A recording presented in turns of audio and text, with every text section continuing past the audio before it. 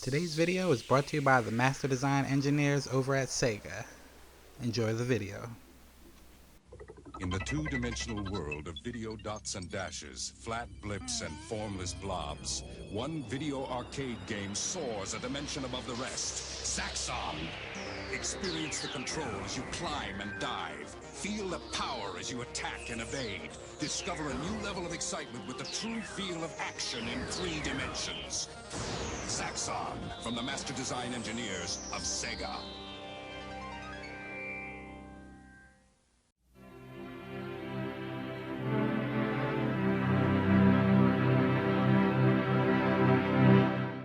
Coming up next, the film that had the biggest opening weekend of any box office movie this year.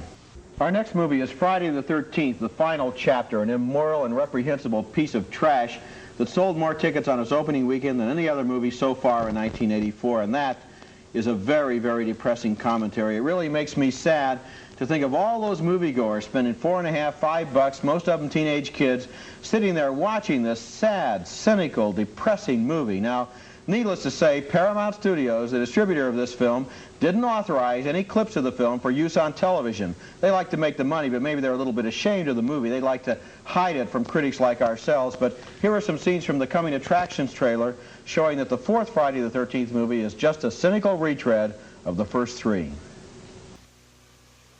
Jason is back. 3 times before.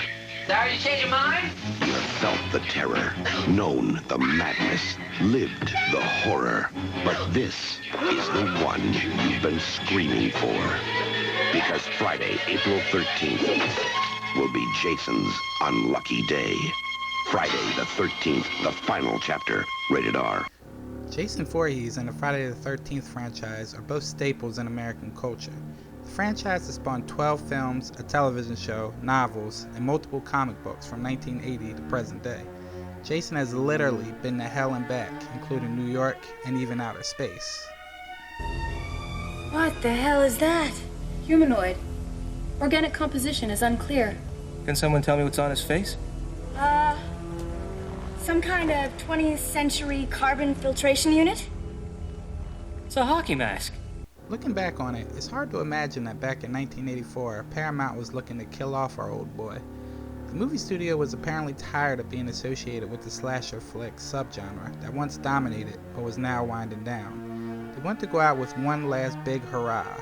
Thus, Friday the 13th, the final chapter, came into existence.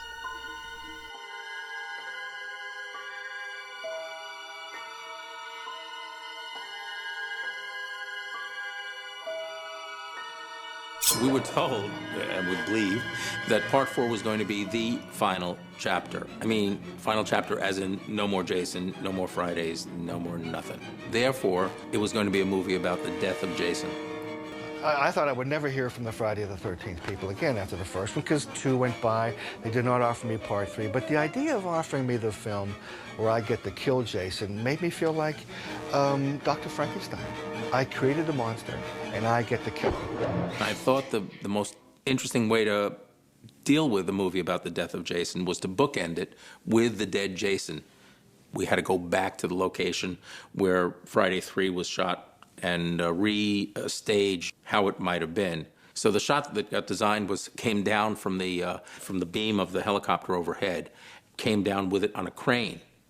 And the Steadicam operator was actually standing on the crane, steps off the crane, and starts to move, and he keeps going and running back and forth. And in the end, the idea is to go through all of this and reveal the dead Jason. I wanted you to be in the presence of the dead Jason so long that in the end, I was hoping that audiences would start cheering him to life. Then they become the authors of his resurrection. And they take the responsibility for that. I don't have to sell it to them. They're, in fact, demanding it. We went through a bunch of guys. We auditioned Jasons and found Ted White, who was a very experienced Hollywood stunt guy. But what I had done prior to coming on to the show, I had gone down and rented number 2, I think it was 2 or 3, and I watched the way they moved, the way Jason moved, and I decided that I didn't want him to be a big, clumsy oaf. So I did change it. I changed it to where I moved faster, and I tried to make the kills a little swifter. I remember being on the set one day, And I said something about how he should twist the head on Bruce Mahler. And I remember him saying, look, you do the makeup effects, and I'll do the stunts, meaning he knows what to do physically and I. So he got up and he walked away. I looked at Kevin Yeager and I went, and I just jumped up and I followed Ted and I stopped him. I said, you know what, when you said that, it offended me because I've done stunts. He says, yeah, I heard that about you. Everybody thought the next thing was going to be a punch, you know, to my head. And from that moment on, we became pals. The casting of Kimberly in this role was, I think, a really good piece of business for us because she really takes Jason on physically. This is not someone who just, you know, screams and faints. This is someone who fights him with a hammer and pounds him into the mask. The scenes where I was actually fighting with Ted White, who played Jason, yeah, they were really pretty violent.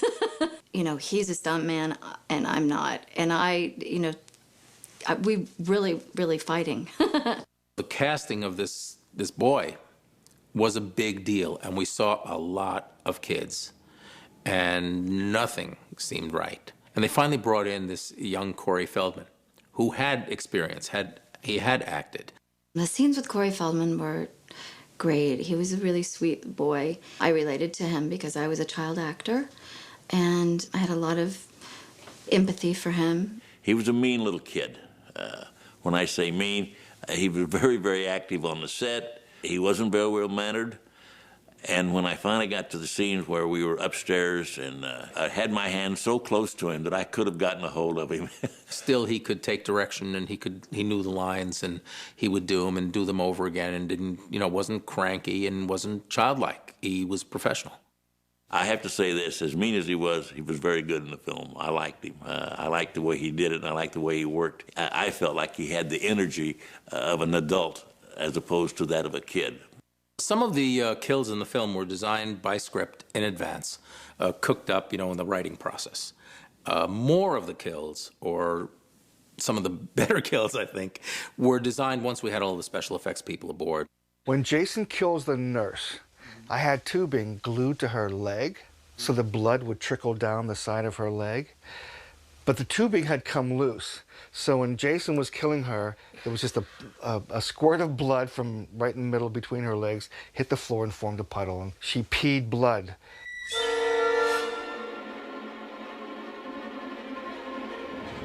Hey, honey, you got a sister? Tom sat down and went through with me exactly physiologically what would happen if I was being stabbed through the throat, that it would pierce the voice box, that, all the things that it would go through and what would happen to you, what would happen to your voice, so that I could incorporate that as an actor. He had his hand on my head, but you will be absolutely safe, but don't fight me.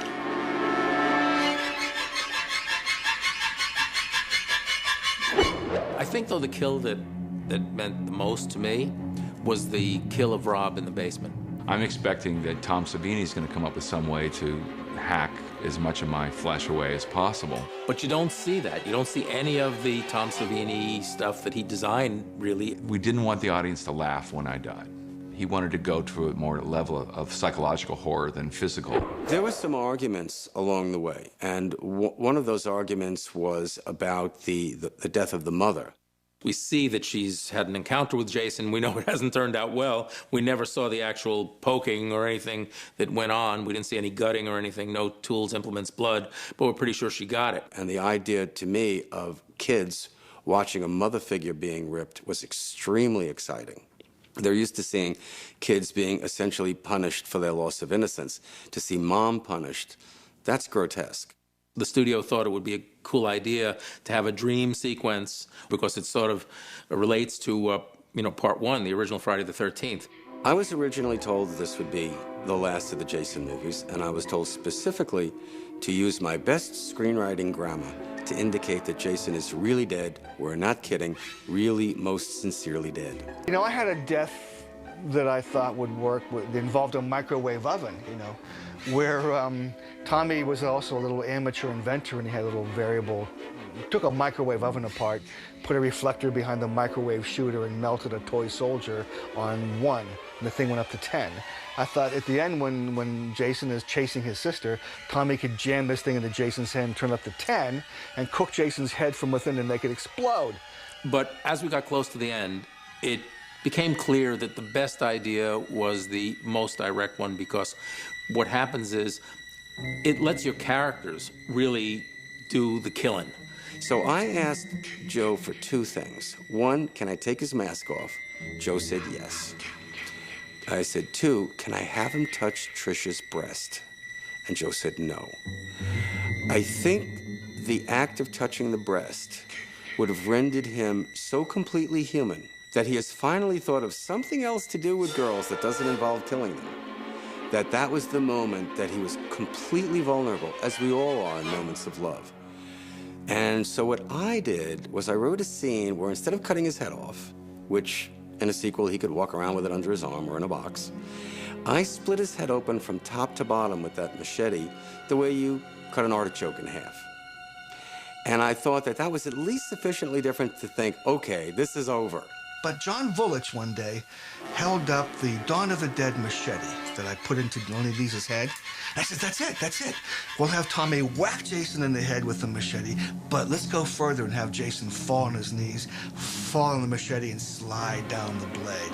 And then I get not a rewrite, but an update on how we're not really going to put the machete through his head from top to Adam's apple, but we're going to do something different, like through the eye. And I knew then that they were leaving room for a sequel. Every death was fast, fast, fast, fast, fast. And then when Jason died, it was slow. So having to trim the effects down to perhaps satisfy the ratings board helped in punching up the effectiveness and the shock of Jason's death, because we got to show that. I wanted to leave something for people to build on for the subsequent series. And so I wanted Tommy Jarvis to sort of catch the germ of menace that Jason had. And that's why I was building him slowly into a character who at the end could become Jason. That scene in the hospital room where I had to put my hand around him, and they said for me to put my hand at the base of his neck so that I would hide the wrinkles from the skull cap. There's a scene that's not in the film where Tommy is at the water fountain. And so when he turns around, water is dripping from his lips in the way that the original little skinny Jason from the first was dripping water. So Tommy was always somebody I thought would live again. As far as I'm concerned, we killed Jason. I mean, we really killed Jason in Final Chapter. I can't believe it's been 25 years since I shot that movie. And I never in a million years would have guessed that it would have had such a huge following like it has. After this, he wandered around cities and moons and stuff like this, or whatever he did. I'm glad that he's out there and we can enjoy him some more. But we really did him in as far as I can tell.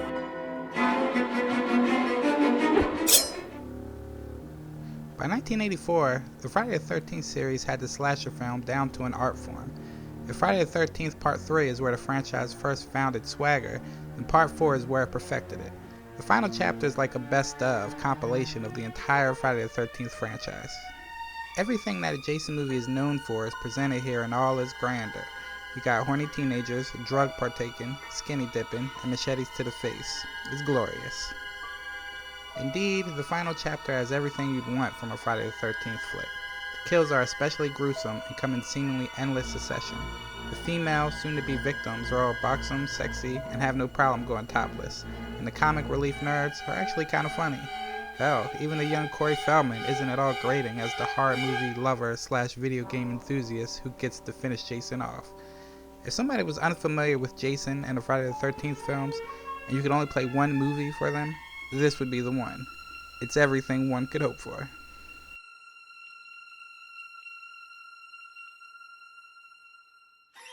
As you could probably guess, the film was very successful financially, grossing over $30 million at the box office, and this, of course, caused Paramount to reconsider their anti-Jason Voorhees stand. Now let's cut back to Roger Ebert being ridiculous. Yeah, real great. Jason, you can't hear him, you can't see him, he hardly even breathes. He's the latest word in leading men from the geniuses at Paramount Pictures. You get the idea. Friday the 13th, the final chapter, is 90 minutes of teenagers being strangled, stabbed, impaled, chopped up, and mutilated. That's all this movie is just mindless, bloody violence. And just think of the message this film offers to its teenage audience. The world is a totally evil place, this movie says. It'll kill you. It doesn't matter what your dreams and hopes and ambitions are. It doesn't matter if you have a new boyfriend or a new girlfriend or you've got plans for the future. You can forget those plans because you're going to wind up dead. There is literally nothing else in this movie. And the sickest thing is, this isn't the final chapter. That's just an advertising gimmick. The ending clearly sets up a sequel. And what I want to know is, I wonder if they're going to be heartless and cynical enough to make the sequel, because why not? They've already taken the bucket to the cesspool 4 times for this sludge. I think the people who made this movie ought to be ashamed of themselves, and that's what I think, Gene. Yeah. And I'm going to vote no. I had a feeling you might. I got as upset as you did. I don't know whether the teenagers, the message will be of this film that the world is hopeless out there, because I think that anybody who sees this picture will see it either the way you did and I did, which is that it's just a mayhem film. You might as well watch car accidents edited together, or they will think it's just a lark and just a fun. I don't think anyone's going to take this as a worldview picture. I really don't. But wait a minute. See, the thing is, they made the first one. Okay. I thought it was horrible. The first one was horrible. Then they made the second one. Yeah. Then they made the third one in 3D. Then they made this one. By now, all it is the teenagers go to Crystal Lake and they're killed. Roger, we don't have a dispute about the film. The only point that I'm making, because have you seen all 4 of them? What are they trying to tell you? No. Well, they're trying to give kids as a roller coaster ride, and instead of the thing of falling off the roller coaster, it's will you get stabbed in some way? Will you get disemboweled and eviscerated? It's a terrible film. I'm just holding you back a little bit from what sounds a little bit soapboxy in terms of kids are going to take this as this is the way the world is. I don't think they'll do that. But what I am saying is this, that the film is literally about stabbing. In other words, if you like this picture, what you have liked, I believe, is the idea that someone will get a stick put through their body, because that's the essence of this movie. Well, the surprise is, it's not surprising. I did probably sound a little soapboxy, but I'll tell you, I'm not saying the kids are going to believe that. I'm saying this is what the message is in the movie. Now, I sat in a theater, and I saw this with some kids, and they were, you watch them coming in. It's an R-rated picture. That means most of the people will be under 17. They're 13, they're 12, they're 14. Okay, it's garbage. They're coming in, they're sitting there for 2 hours. This is supposed to be fun. They're told it's fun. They see it advertised on television. It did a lot of business. Their older brothers and sisters went to see it. And what do they see for 2 hours? Just cynical defeatism. It's terrible. It's a terrible film. I think a much more interesting point is that the message that it sends out is not that this is the way the world is, but that now you've really got on the subject, which is that watching girls, and it's mostly girls again, getting stuck is entertainment. See, that's the pornography. It's really sick. That this is legitimate entertainment too. That you can go to a theater and the movie pay for. Doubled its money in its first weekend. Okay. Isn't that wonderful?